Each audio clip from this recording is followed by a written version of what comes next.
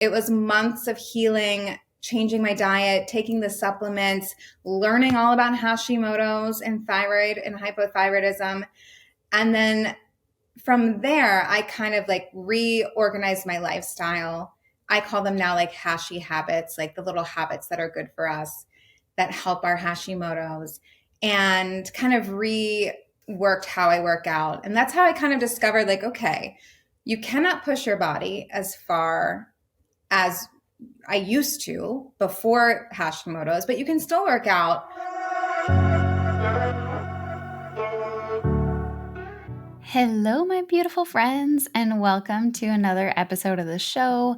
I am so excited to have you get to know this week's guest and really the next guests for the month. It's been really beautiful to start the year with lots of solos and plan out, some really, really exciting guests. And we're starting out with today with Sarah Sanders, who is a certified personal trainer and nutritionist, helping women struggling with Hashimoto's to reverse their symptoms through mindset, movement, and nourishment.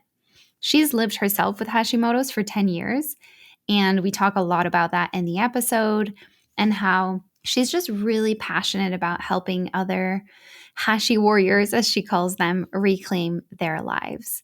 She also has a spirited toddler. She loves working out, and it lives out in the state of New York. So I really hope you enjoy this episode.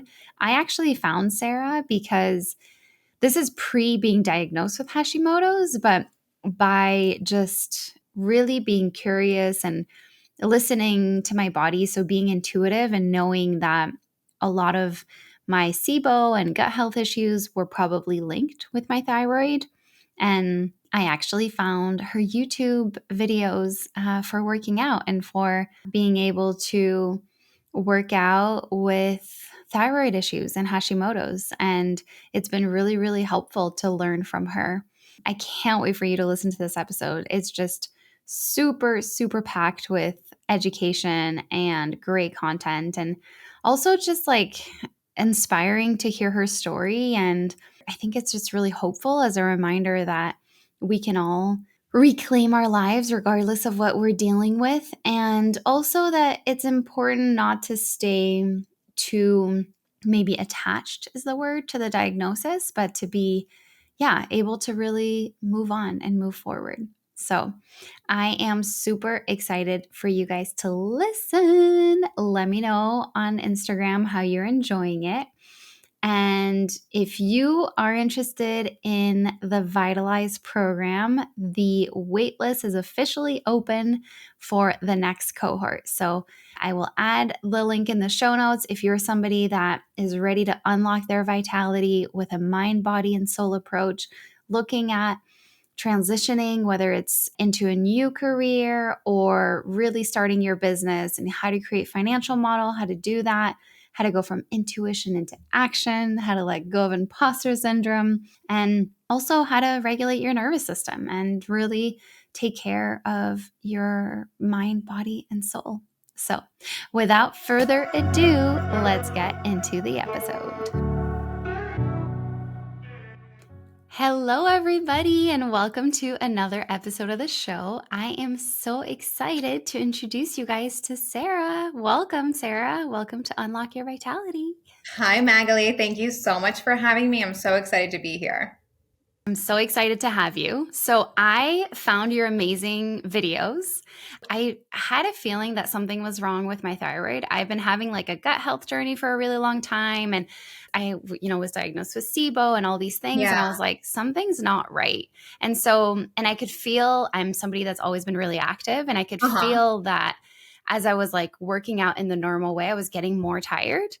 And so I started just, I guess, intuitively being like, well, how are people working out if they have thyroid issues? And I found you on YouTube. That's amazing. And that makes me, so happy because I really am like putting a lot of energy and time into my YouTube channel. And it's really awesome to just hear that, people are finding me and it's helpful. Like I get messages every day from people saying this is so helpful. No one has ever told me how to work out with Hashimoto's or thyroid issues, I thought I couldn't work out anymore. And I think it is just a testament to, yes, we do have to adjust our workout routines slightly. You definitely can still work out, but when you do have thyroid issues or even gut issues, autoimmune issues, you really do need to, reorganize how you're working out. Yeah, and I can't wait to get into all of that. Before we do, I'm super curious to hear about your journey. What's your story? How you got to do what you're doing today? Sure. So I became a personal trainer back in 2010. It was around this time. I was working at a nonprofit. I was like 24 and I got put on a PIP and then let go because I was going through some family drama and it was really taking a toll on me emotionally. And they just didn't understand that. So it ended up being an amazing door, a little pivot for me. And I was like, what do I really want to do? I always loved working out. I grew up dancing. I, through college, gained the freshman 15 and then trained myself through working out and eating right, lost it. So I knew how to lose weight myself. And I was like, I'm going to become a personal trainer. So I applied at Equinox in New York City, one of them. And, that's where I started. I started out as a personal trainer. Then later that year, I became a certified nutritionist. So I was hustling at the beginning, working 12-hour days, training a lot of clients, but having a lot of fun. And I was also young. But then I was also, drinking an entire French press of coffee in the morning on an empty stomach, then going to train people all day, not really eating enough, probably not getting enough protein, which is what I preach now. And so slowly but surely, and I think just stress and getting older and thyroid issues run in my family around 27, 28, still very young, I started to feel very sick. And I was extremely tired, extremely depressed, like nothing could bring me joy. I didn't want to do anything. I wanted to lay on my couch and just rot, basically. It was a horrible summer. I was inflamed. I was puffy. I felt awful. I was bloated all the time. And I'm a very intuitive person with my body. I know my body very well. I'm like, something's off. Even though I went to 3 doctors and they all told me that my thyroid labs were in range and nothing was wrong. And maybe I need to get on an antidepressant, or maybe I should just, work out more and eat a little less, or, oh, I'm just getting older. I was like, this isn't right. I know something is wrong. So intuitively, I had cut out gluten because I had made the connection. I was always able to eat anything I wanted growing up. And then around this time, I noticed every time I ate gluten, I would get bloated, have stomach pains. I wouldn't be able to suck in my stomach. And then I would get really tired after I ate. And I remember my husband is Jewish and I am not. So I went to his aunt and uncle's house and I remember her just feeding me babka. And I was eating all this babka and it was so delicious. I loved it. And it felt like I went into a coma after I ate this. I could not open my eyes. I was so tired. And that's when I knew I needed better help.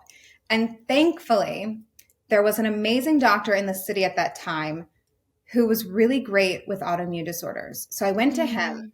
He was very expensive, but I asked my parents for help because I needed to feel better. And that's when he diagnosed me. He's like, you have Hashimoto's, you have a wheat allergy, a gluten allergy, you have a parasite, you have SIBO, you have dysbiosis, you have candida, you have toxicity, you have adrenal issues. I was like, oh my God, I really just kind of ran my body ragged, And so after I went to him, it was months of healing, changing my diet, taking the supplements, learning all about Hashimoto's and thyroid and hypothyroidism. And then from there, I kind of reorganized my lifestyle.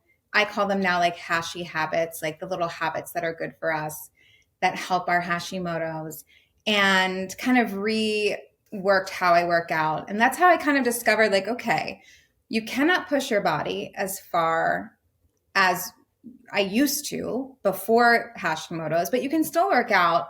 And it was just kind of trial and error for a little bit, seeing what worked and what didn't. And then around the pandemic, I had this thought for a while, there is nothing really out there teaching women how to heal Hashimoto's, how to work out with Hashimoto's. And I was like, that's where I'm going to kind of pivot with personal training, because the pandemic happened. So I lost all my clients. I couldn't go to any gyms in the city. They wouldn't let me in. And I was pregnant. And so I was like, I'm not going to like do workout videos from home right now. Like I'm pregnant and I want to like kind of enjoy my pregnancy and the world. Kind of went into a COVID depression around that time too. Then I was like, you know what? Maybe this is the time for me to just kind of sit back, relax a little bit, and then focus on this new project, this new business. And so that's where the thyroid trainer was born. So that started around a little bit after the pandemic. And it's kind of been a struggle because now I have a toddler and I had a baby when I was just starting it. So it's a lot of time management. But I really, really enjoy what I do. And I love, making the workouts, and I love hearing from people that it's helping them. Because still to this day, I get people saying, I never knew this. My doctor didn't tell me that. So I'm like, okay, even though I feel what I'm saying is redundant, there are people who haven't heard it before. So many. Yeah. So many. No, that's beautiful. I love your story, and I can relate to a lot of it. Yeah. I think a lot of us can. Yeah. It's interesting what you said of when you were saying you kind of, pushed your body to the extremes, not only from like physically, but not necessarily nourishing it right and all the different things.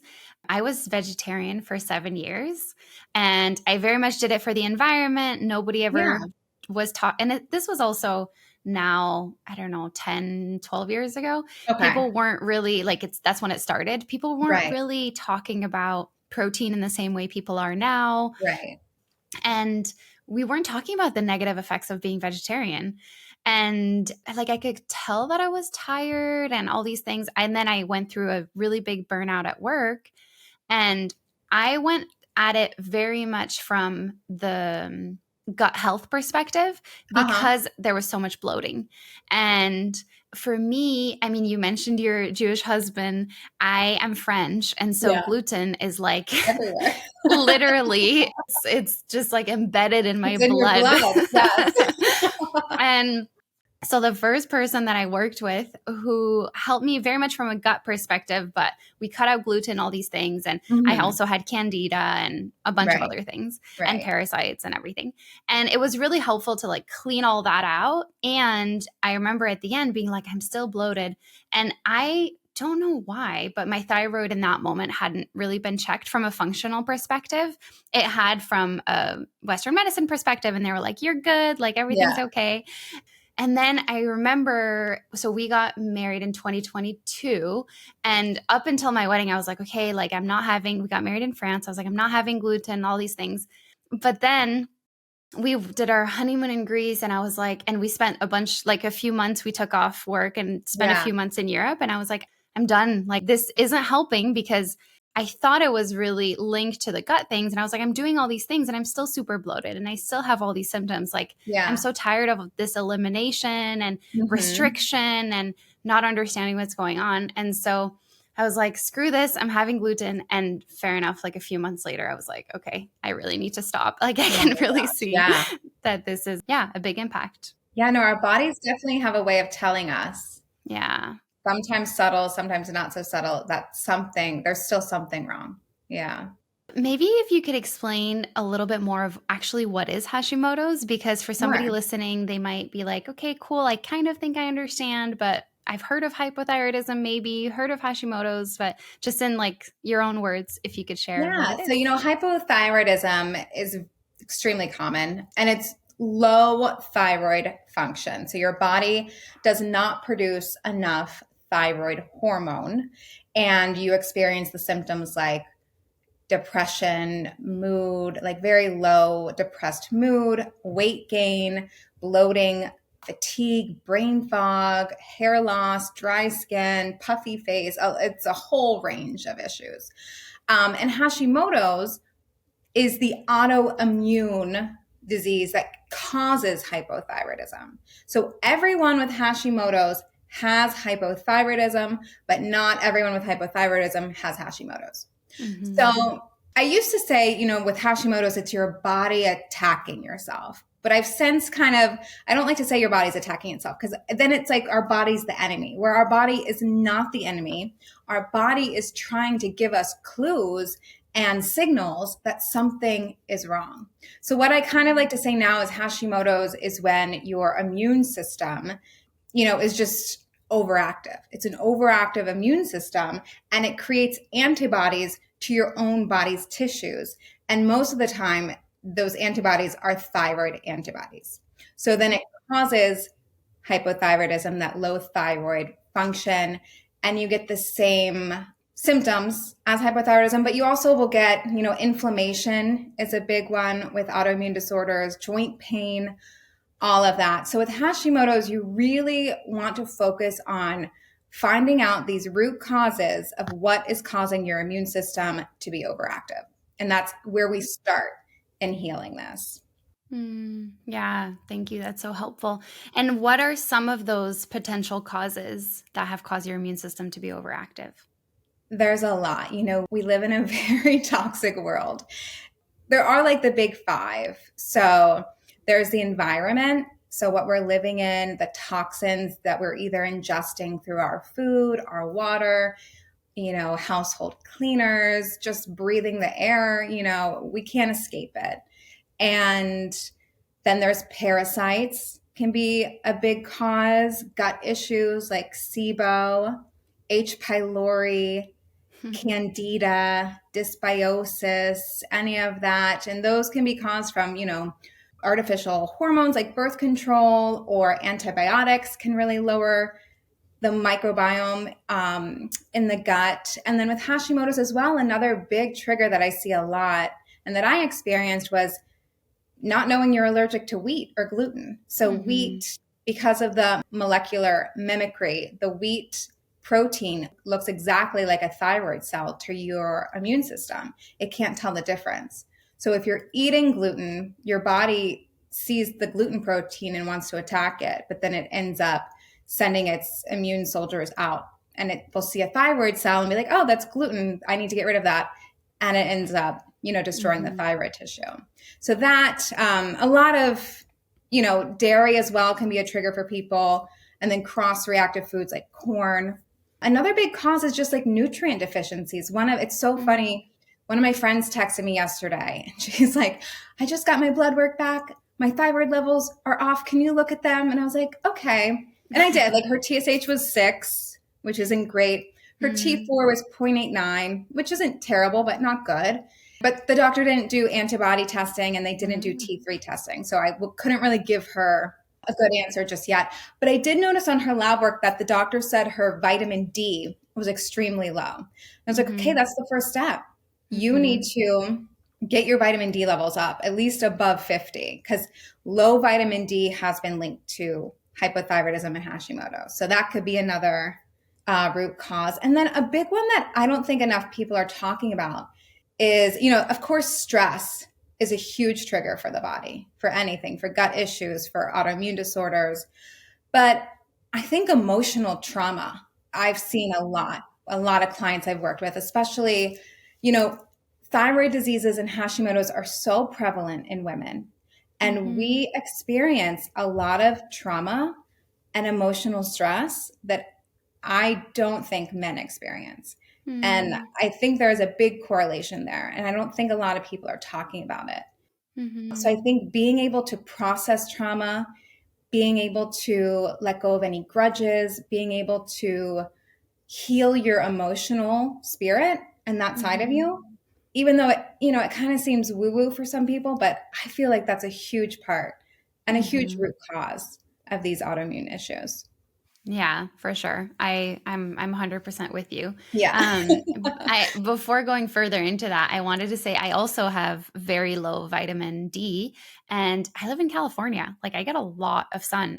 I'm, a solopreneur, so like I work on the balcony in the sun a lot. Like, Well, that's nice. I've really taken the sun a lot, and I was shocked to see how low it was. So for sure, this is a huge trigger. Yeah, I think it reminded me to take my vitamin D because we're in an Arctic tundra here in New York right now, and I'm not getting any from outside. So I'm like, I need to take, and it's safe. My functional medicine doctor said it's always safe to take between like 5,000 to 10,000 IUs a day if you want to get your levels up quickly. So I'm like, okay, I need to take at least 5 drops of this stuff a day. Yeah, for sure. Yeah. But yeah, if someone is listening to this and they are suspecting that they could have thyroid issues or Hashimoto's, like the first thing to start with is vitamin D for sure. if you know that you're low. And most people are low. Yeah. And what you said about some of the things that not showing up on the blood work or not being Mm-hmm. tested for, right? Yeah. I so many times through, my insurance provider tried Yeah. to get antibodies tested, and they were like, no, like we don't see a reason why we should do that. Your markers are fine. I know. And having to go, I mean, again, very grateful and fortunate that I can go that way, right? To go to the functional medicine route and pay it out of pocket. Right. But I think that's another like big frustration is how not accessible it is. Yeah. And it's like such a simple thing to be tested for that could answer a lot of questions for people. And that's another reason why I kind of started my business is I was so frustrated with our healthcare system. And I was thinking about Yeah. this morning, it's not a health care system, it's a sick care system. Mm-hmm. They honestly, like doctors, they don't take barely any nutrition in med school. I want to say it was like, I heard it was around 1% of what they're studying. So they really don't know the impact of food on disease. And they certainly, a lot of them don't let their patients know that, you can heal a lot through food. It's not the end all be all, but it's that starting point. And then they don't test for what they need to test for. Yeah. Or, they give us another thing that really bothers me in this thyroid space is the medicine they give us. Some of them, like Synthroid and levothyroxine, which are the most widely prescribed medications in the United States, are filled with triggers. They're filled with food dyes, talc, sucrose, lactose. If you're allergic to milk and that's a trigger for your Hashimoto's, why are they giving us a medication that has milk in it? It drives me insane. So it really, that's why I wanted to share everything that I've learned through this, because I really like to stay, on top of latest trends and what's going on and putting out information that a lot of people don't know about. Because I'll dig, like I can look up all the ingredients in Synthroid, where, most people just take the pill from their doctor and say, oh, the doctor knows best. I'll take this. And then they still don't feel well. And for me, I'm like, well, why? Why is that? What is in this pill and I even experienced it myself. I take Tiracent, which is, what I recommend. It's the clean version, clean fillers. And then I take liothyronine, a little dose for T3. But my pharmacy switched providers 1 month. And I noticed that month I started getting really bloated. I started getting really tired, and my medication had changed.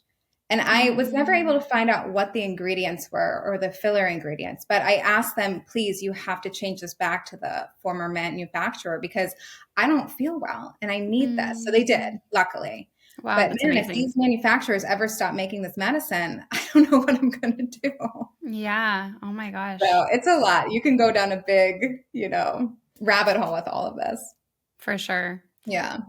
I love that you also mentioned the not only stress, but the emotional trauma. And I also think that when you're going through an experience of, low mood or depression or realizing that something isn't feeling good, it can be really difficult emotionally because it's not like a visible, okay, you might have bloating and have gained some weight and inflammation, but it's not like you have a broken arm, right? That people can physically see. And I find it, difficult to be able to share with people like, hey, emotionally, this is also what you're dealing with. Not only with how you're feeling from a mood perspective, but also what it means to like have gained weight out of nowhere and not understand where it's coming from and feeling like I'm working out, I'm eating clean. Like, why is that, Yeah. So, and obviously this is not something that doctors kind of like walk you through or help you through. Right. No, it's incredibly frustrating. And I hear from so many women all the time that they're desperate, they're frustrated, and it's really hard to explain to either your partner or your friends or your family how you're feeling when they look at you and they say, well, you don't look sick. You look fine.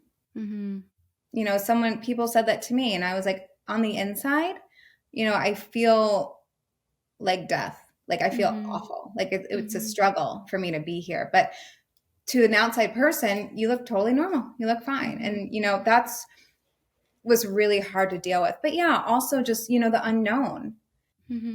This disease is definitely a roller coaster. You have ups and downs. It ebbs and flows. The good news is that the low points don't last forever. you will, feel better. And the goal is to get to a place where you feel good like 80% of the time. Mm-hmm. Yeah. Because you're not, it's an autoimmune disorder that's chronic. Mm-hmm. So you kind of have to, keep your body in line and, do the things that are going to help you feel good. And just know that, you might get glutened one night, or you may drink a little too much and then be really tired and have a migraine the next day. Or, maybe you push yourself too hard at the gym one day and you're really sore and tired. But eventually the body, will bounce back, and it's very resilient. But yeah, just kind of, it is, your life changes, and it can be a hard shift to deal with, especially if no one around you understands it. Yeah, for sure. And I've also had, just since having my own diagnosis, have people like ask and reach out what the journey to potentially conceiving and being pregnant and having a child. And I think there is some fear Definitely. sometimes, right, with what it means. Can you talk to us about your experience with that, as you found out before you had your child, right? Yes, I did. So I got very lucky because I didn't struggle with fertility. Mm-hmm. I got pregnant not planning to, out of the blue. So that just happened. But what I did do before that, when I knew, we knew that we were going to try and conceive. So I made sure that my TSH, we got it down to 2 or below. You kind of want to get the TSH down. You want to try and get your antibodies as low as possible, but it's not the end of the world if you still have antibodies. And then I was just eating really well and trying not to stress myself out. So managing my stress. And those were the big things I was doing, making sure you're getting enough nutrients, Those were the big things that I think really help when you're trying to conceive, is making sure all your systems are working cohesively and together. Mm-hmm. And then being pregnant, I did kind of freak out at the beginning because it was the pandemic. The pandemic happened, and then, I was in New York, and it was crazy. Yeah. Very dystopian. And I had to go to these doctor's appointments, and I wanted to make sure everything was okay. And I remember, I had to get off all my functional medicine supplements. So they took me off a lot. I stayed on the thyroid medication, but I know we changed that a little bit, but I was still worried. I wasn't even sure if that was the right dose, but it ended up being fine. But yeah, you definitely want to work with your doctor to adjust your thyroid level. Making sure your thyroid levels stay consistent throughout your pregnancy. That was a big thing with me. My midwife and the doctor was doing that. And then I had to, I don't know if it was from Hashimoto's or not, but I had low PPA, which was a little scary. But they just put me on a low dose of aspirin that I had to take throughout my pregnancy, and everything ended up working out. And so I actually had a very easy pregnancy, traumatic delivery, but that's not Hashimoto's fault. And then my biggest struggle was after I stopped breastfeeding and my hormones changed. So just going back to being pregnant was actually amazing, because when you are pregnant, your immune system lowers. Yeah. It's not as active, it lowers itself. And so I felt amazing when I was pregnant. Yeah. I didn't, eat gluten or go crazy or anything like that, but I remember feeling really good. I was pregnancy tired, but I wasn't Hashimoto's tired. Yeah. But then when I stopped breastfeeding and those hormones took a nosedive, I went into a post breastfeeding flare that knocked me on my butt, and it felt like the beginning again. It felt like I had to start over from the beginning. So I say that as a word of caution, not to be afraid of it, but just knowing that, you just want to keep an eye on your hormones. So hormonal shifts. Yeah. Yeah. I love that you talked also about nutrition throughout your pregnancy. Can you tell us a little bit about any tips around nutrition, pregnant or not, for handling Hashimoto's? Well, for pregnant, just to put this out there, my first trimester, all I ate was cheese and gluten-free carbs. I could not stomach anything else. So I was craving grilled cheese, pizza. And so I would have to make myself these gluten-free versions of that. I remember feeling just awful, disgusting. I'm I need to stop eating cheese. But that's all my body wanted. And so I did that. And then, in general, you just want to eat nutrient-dense food.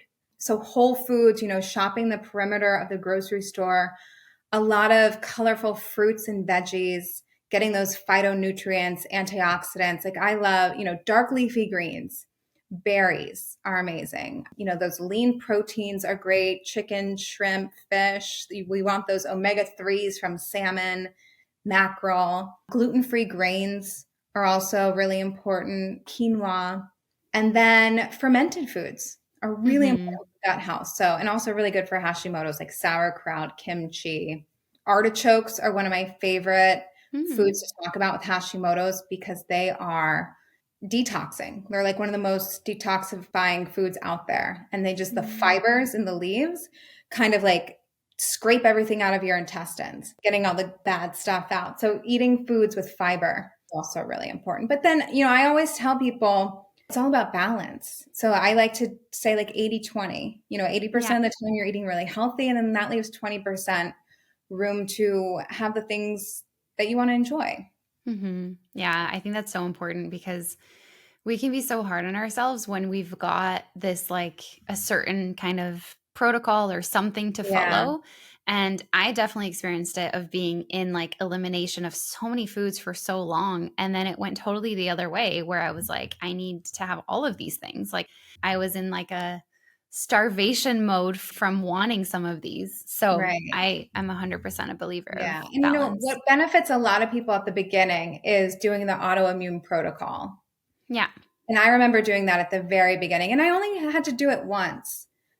Because the good news is most of the time, if you're able to heal your gut, you heal your gut through either an elimination diet, through food, getting rid of all, the parasites, the bugs that are in there, the overgrowth, then your gut heals and you can go back to eating the foods you enjoyed. Yeah. You don't have to go through that again. So sometimes it's just like a one-time, get it done, and then you're good. Yeah. No, for sure. I love that. Yeah. I'm curious, what has been one of your biggest lessons since having Hashimoto's? Ooh, that's a good question. I think learning to let go. I can't control everything. I couldn't control my diagnosis. I can't control this disease. I can't control, the healthcare system, the doctors. I just kind of have to let things go and, do the best I can. And then also just in life, like I feel like we hold on to things so tightly, or, if someone offends me or like a friend backstabs me or something, when I was younger, I probably would like hold on really tight to that and hold a grudge and be very angry. Yeah. And I think one of the biggest lessons is you have to let go of anger. You have to let go of anxiety. You have to let go of stress, because otherwise those emotions live in your body and they will manifest, in your body as disease. So that's been, I think, one of the biggest lessons is I told myself in 2023, I'm like leaving all the drama behind. 2024 is just like, I wanted to be easy. And I did. Like I did it. I made amends. Love it. I had a falling out with a friend up here and I just made amends. And I was like, listen, like life is too short. I don't want to feel negative. Like I already have an autoimmune disorder. Like I want to feel good. I want to keep the good vibes up. Like I'm a big believer, we're in energy, we're all energy, what we put out into the world and how we're feeling. And I spent a lot of my life with this disease just feeling awful. So I want to feel good. I love that. That's beautiful. Yeah. So obviously I found you through working out videos. Can you tell us what are some of the really important things about working out with Hashimoto's? Yes. So the important things are to, one, listen to your body. Don't push yourself. I know we want to push ourselves, and workout culture is like, go hard or go home. Or if you're not sweating, you're not doing it right. Pain is gain. No, throw all of that out the window. Listen to your body. If something's too hard, if it's too much, scale back, slow down, take a breather, rest. Also, the biggest thing is rest is super important. It's, one of the most underrated things we can do to feel better is taking a nap or just laying down. Those rest days are really important. And then just going slow. So yes, it's important to lift weights, but the method kind of I developed is, you're lifting, you're doing a certain weight move, maybe it's a squat or a lunge. And then instead of moving right on to another move, you take a second, let your heart rate come down, stretch a little bit, and then we move on to the next move. So it's weights, but with a little bit more rest in between. Mm-hmm. And then finding stuff you enjoy doing.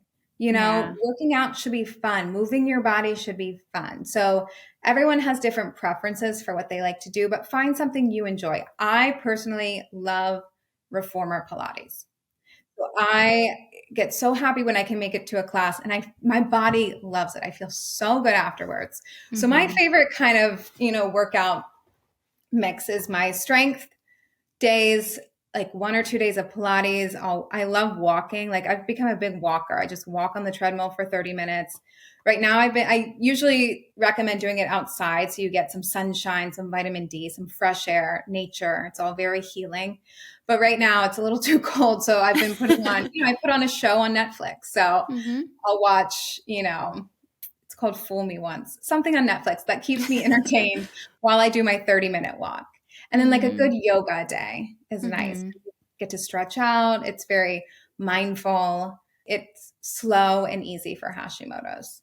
The things we want to avoid are those HIIT classes. And really, you don't need longer than 30 minutes. You really don't. Yeah. Yeah, I used to run half marathons and do like berries and Orange Theory and all I those used to things. love berries before Hashimoto's. Me too. Yeah. And actually, when I came back after we got married and everything, we came back here and I was like, I'm going to sign up for another half marathon. And that's when I personally started gaining a ton of weight. And I was like, this is crazy. Yeah. I'm like running so many miles. Like my body is doing the total opposite that it's done in the past. Like, Yeah. which was obviously a big clue to dig a little deeper.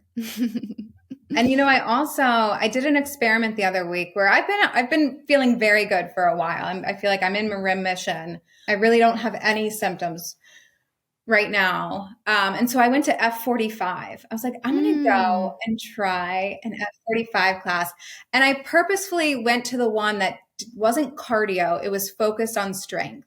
So Yeah. you're, doing big lifts.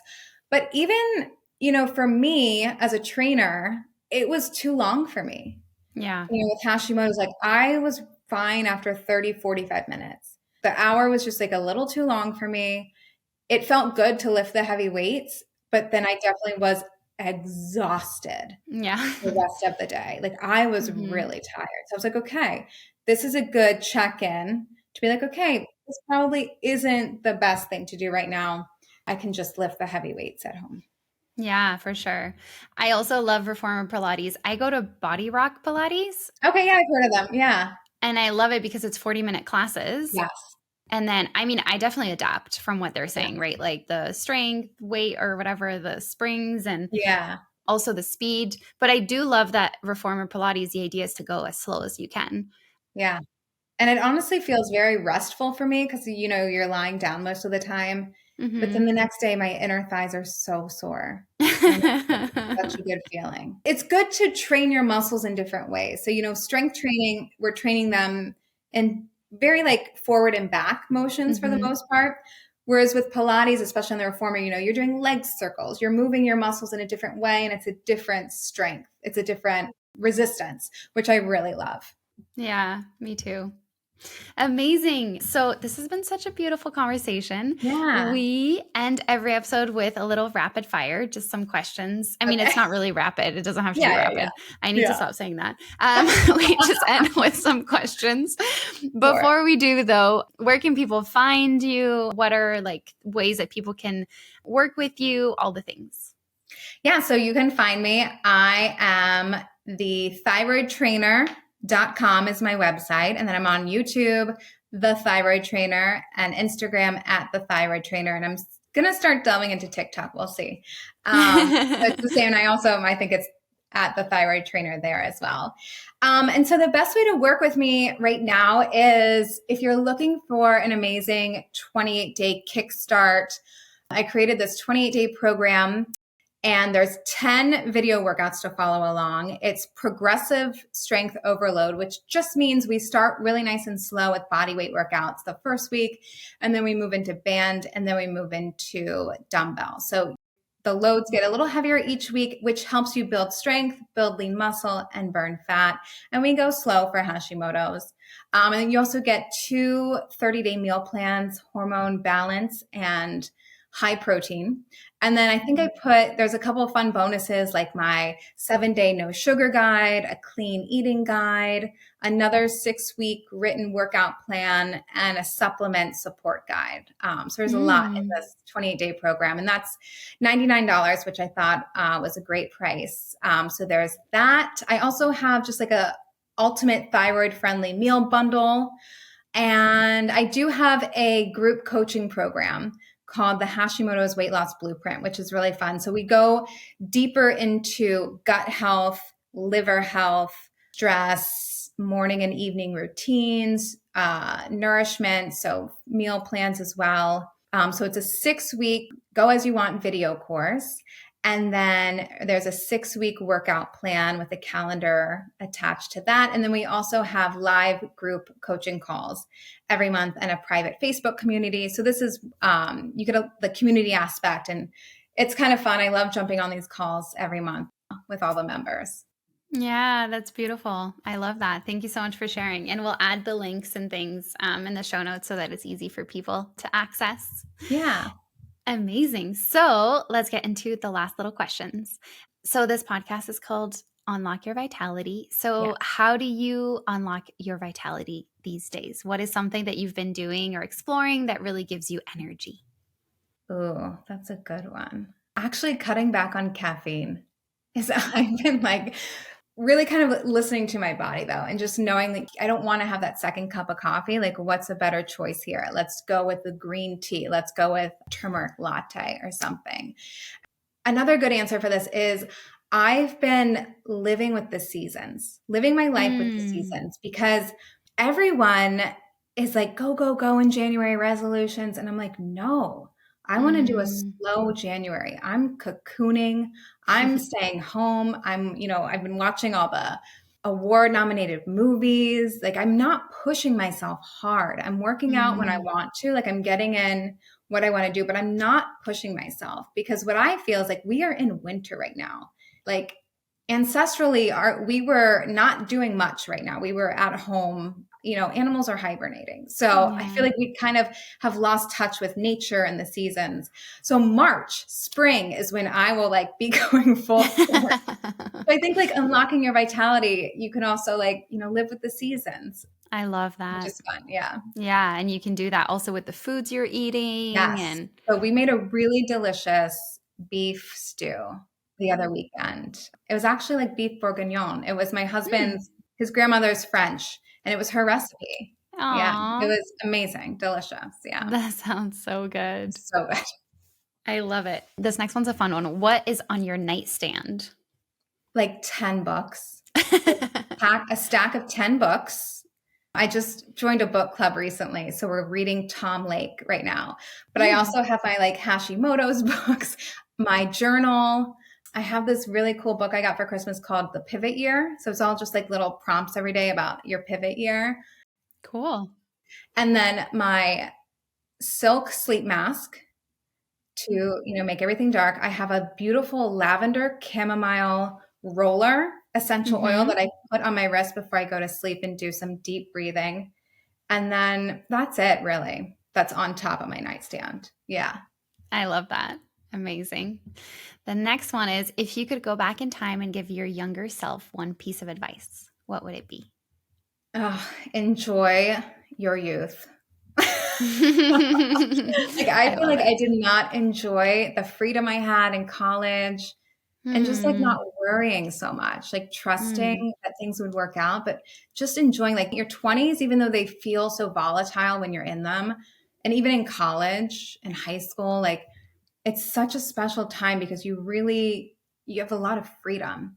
Yeah.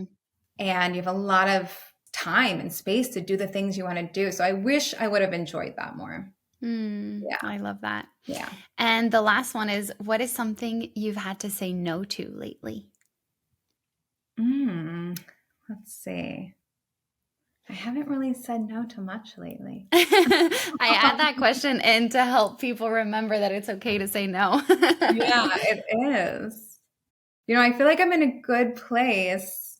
Yeah, because I'm like in a good place where my schedule's like nice and slow. So I'm saying yes to things right now. I love I've that. been saying no to negativity. Mhm. So yeah. Beautiful. Well, Sarah, thank you so much for coming on. It was such a pleasure to have you and to get to know your story and all your expertise. And I'm really excited for people to hear this. This was amazing, Magali. Thank you so much for having me. I loved our conversation. Me too. Thank you. And we'll see you next week, guys. Bye. Thank you so much for listening, and I hope you loved this episode as much as I did. If you are enjoying the show, please feel free to rate and review, share it with a friend. This is truly how we are able to grow. So, whether you are listening on Kajabi directly, on Spotify, on Apple Podcasts, or on Google, any way that you can just share it with a friend, and even through social media, letting us know what you loved about it, what you got out of the episode. And if you haven't yet, you can subscribe or rate and review depending on all the places that you get your podcasts. But I just wanted to say a big, big thank you if this is the first episode you've ever listened to, or if you've been here for a while, or if you've been here since the very beginning. Unlocking my vitality has been a beautiful journey into learning, actually. And this podcast has really helped me learn through different people, through your feedback, through, yeah, just seeing and hearing beautiful women and the work that they're doing and sharing it with the world. So, thank you so much for being here, and I'll see you next week. Bye.